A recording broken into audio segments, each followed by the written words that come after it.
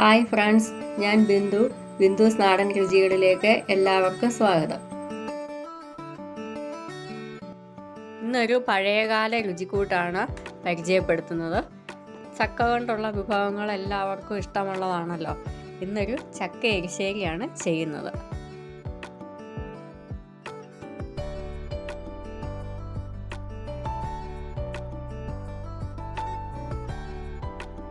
എരിശ്ശേരി ഉണ്ടാക്കാനായിട്ട് ഞാനൊരു 10-35 ചക്കച്ചുള വട്ടത്തിൽ അരിഞ്ഞെടുത്തിട്ടുണ്ട്. കുറച്ച് കനത്തിലാണ്, തീരെ കനം കുറച്ചല്ല, വട്ടത്തിൽ അരിഞ്ഞെടുത്തിട്ടുണ്ട്. ഇത് നമുക്കൊരു മൺചട്ടിയിലേക്കാക്കി വേകാനായിട്ട് വയ്ക്കാം.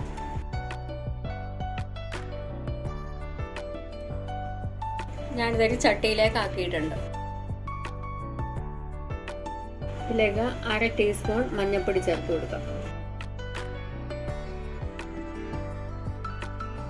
1 ടീസ്പൂൺ മുളക് പൊടി,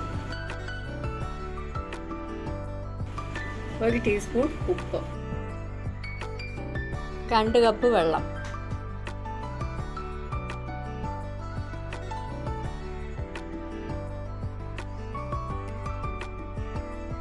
ഇത് നമുക്കൊന്ന് ഇളക്കി കൊടുക്കാം.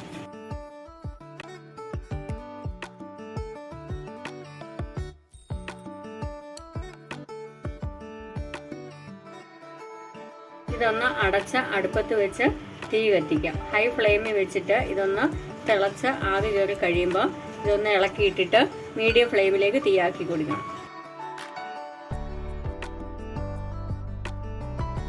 ചക്ക വേവുമ്പോഴത്തേക്കും നമുക്ക് അതിനുള്ള അരയ്ക്കാൻ റെഡിയാക്കാം.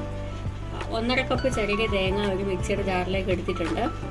അതിനകത്തേക്ക് ഒരു 3-4 ഇത് കുഞ്ഞു വെളുത്തുള്ളിയിലാണ്, 3-4 വെളുത്തുള്ളിയിലും ഇട്ട് കൊടുക്കാം. വലിയ വെളുത്തുള്ളിയാണ് 2 ഇട്ടാൽ മതി.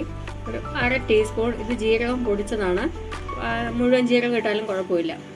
ഒരു പച്ചമുളക് മുറിച്ചതും കൂടെ. എരിവിന് ആവശ്യത്തിനുള്ള മുളക് ചേർക്കണം. ഞാനിപ്പോൾ 1 ചേർത്തിട്ടുള്ളൂ. ഇനി ഇത് വളരെ കുറച്ച് വെള്ളം ചേർത്ത് തരിതരിപ്പായിട്ട് അരച്ചെടുക്കണം. ഒരുപാട് അങ്ങ് അരഞ്ഞു പോകണ്ട, തരിതരിയായിട്ട് അരച്ച്. അരപ്പ് അരച്ചെടുത്തേക്കുന്ന ഇങ്ങനെ തരിതരിപ്പായിട്ടാണ്. നമ്മൾ ചാറുകറിക്കൊക്കെ അരയ്ക്കുന്ന പോലെ അത്ര വെണ്ണ പോലെ അരയണ്ട. ഇത് തിളച്ചിട്ടുണ്ട്. നമുക്കിതൊന്ന് തുറന്ന് ഇതൊന്ന് ഇളക്കി വെച്ച് കൊടുക്കാം.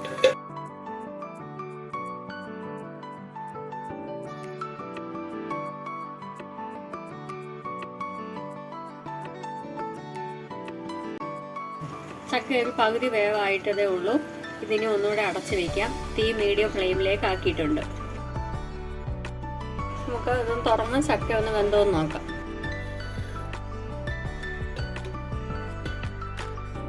ചക്ക നന്നായിട്ട് വെന്തിട്ടുണ്ട്. നമ്മളിങ്ങനെ തൊടുമ്പോൾ തന്നെ അത് മുറിഞ്ഞു പോകുന്നുണ്ട്. വെന്തിട്ടുണ്ട്. ഇനി ഇതിലേക്ക് അരപ്പ് ചേർത്ത് കൊടുക്കാം. അപ്പോൾ ഇതിലൊട്ടും വെള്ളമില്ല. അപ്പോൾ ആ 2 കപ്പ് വെള്ളം ഇതിൻ്റെ ആവശ്യത്തിനുണ്ടായിരുന്നു. ഇനി അരപ്പ് ചേർത്ത് കൊടുക്കാം.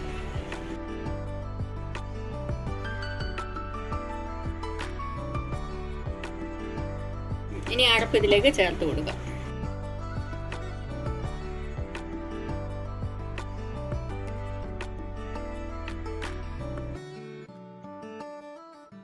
ഇതിലേക്ക് മിക്സിയുടെ ജാർ കഴുകി ഒരു 1/2 കപ്പ് വെള്ളം കൂടെ ചേർത്ത് കൊടുക്കാം.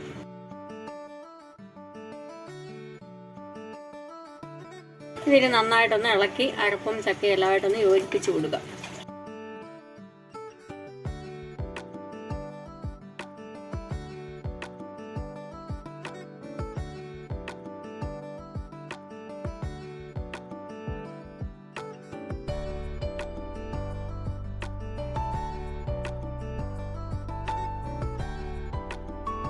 ഇത് തണുക്കുമ്പോൾ ഒന്നുകൂടെ ഒന്ന് തിക്കാവും. അതുകൊണ്ട് നമുക്ക് ഇതിലേക്ക് കുറച്ച് വെള്ളം കൂടെ ചേർത്ത് കൊടുക്കാം.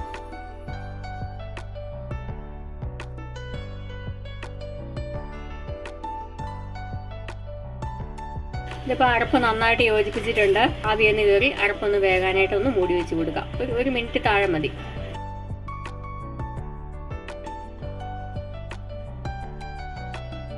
ഇതിൻ്റെ അരപ്പ് വെന്തിട്ടുണ്ട്. ഈ സമയത്ത് ഇതിൻ്റെ ഉപ്പൊക്കെ പാകമാണോ നോക്കണം. ഞാൻ അരപ്പ് ചേർത്തപ്പോൾ 1/2 ടീസ്പൂൺ ഉപ്പും കൂടെ ചേർത്തിട്ടുണ്ട്. മൊത്തം 1.5 ടീസ്പൂൺ ഉപ്പ് ചേർത്തിട്ടുണ്ട്. ഇപ്പോൾ തീ നിർത്തുകയാണ്. ഇതിലേക്കൊന്ന് വറുത്ത് ചേർക്കാനുണ്ട്. നമ്മുടെ എരിശ്ശേരിക്ക് രുചി പകരുന്നത് നമ്മുടെ ഈ വറുത്ത് ചേർക്കലിലാണ്. ഞാൻ അതിനായിട്ട് ഒരു ഫ്രൈങ് പാൻ അടുപ്പത്ത് വെച്ച് ചൂടായിട്ടുണ്ട്. അതിലേക്ക് 2 ടേബിൾ സ്പൂൺ വെളിച്ചെണ്ണയാണ് ഒഴിച്ചു കൊടുക്കുന്നത്. ഇത്തരം കറികൾക്ക് പരമാവധി വെളിച്ചെണ്ണ തന്നെ ഉപയോഗിക്കാൻ ശ്രമിക്കണം, എന്നാലേ ആ ടേസ്റ്റ് കിട്ടുകയുള്ളൂ. എണ്ണ ചൂടായിട്ടുണ്ട്. അതിലേക്ക് 1/2 ടീസ്പൂൺ കടുക് ഇട്ട് കൊടുക്കുക.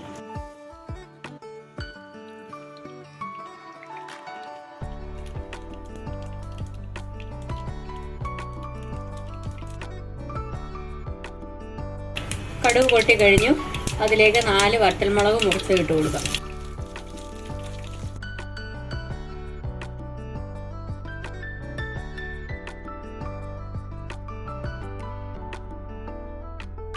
ഇനി ഇതിലേക്ക് 1/2 കപ്പ് ചിരകിയ തേങ്ങയാണ് ചേർത്ത് കൊടുക്കുന്നത്.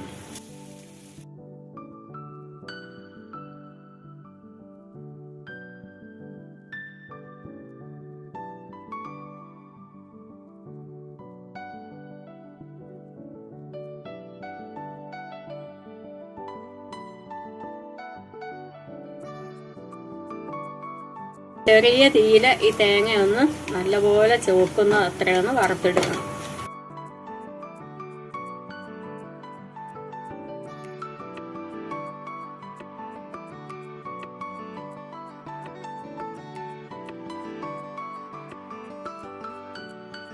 ഇതിന്റെ കളറ് നല്ലപോലെ ചുമക്കാൻ തുടങ്ങിയിട്ടുണ്ട്. ഇതിനകത്തേക്ക് നമുക്ക് കുറച്ച് കറിവേപ്പിലയും കൂടെ ചേർത്ത് കൊടുക്കാം.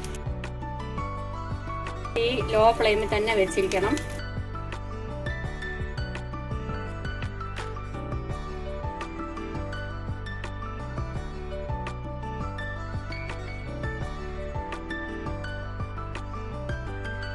കരിഞ്ഞു പോകരുത്, ഡാർക്ക് ബ്രൗൺ ആവണ്ട, നല്ലൊരു ചുമല കളറിലേക്ക് ആയാൽ മതി.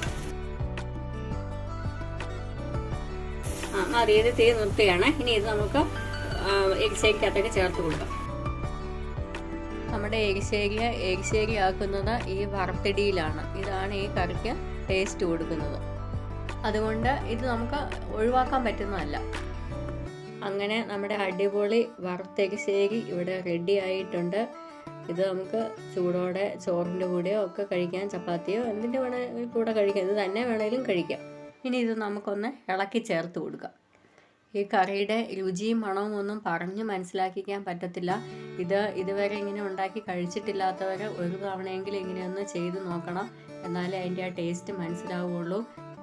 റെസിപ്പി നിങ്ങൾക്ക് ഇഷ്ടമായാൽ വീഡിയോ ഒന്ന് ലൈക്ക് ചെയ്യാനും കമൻറ്റ് ചെയ്യാനും ഷെയർ ചെയ്യാനും ഒന്നും മറന്നു പോകരുത്. അതുപോലെ തന്നെ ഇതുവരെ നമ്മുടെ ചാനൽ സബ്സ്ക്രൈബ് ചെയ്തിട്ടില്ലാത്ത എല്ലാവരും ഒന്ന് സബ്സ്ക്രൈബ് ചെയ്ത് നമ്മുടെ ചാനൽ ഒന്ന് സപ്പോർട്ട് ചെയ്യണേ. അടുത്ത നല്ലൊരു റെസിപ്പിയുമായി വരുന്നത് വരെ എല്ലാവർക്കും ബൈ ബൈ.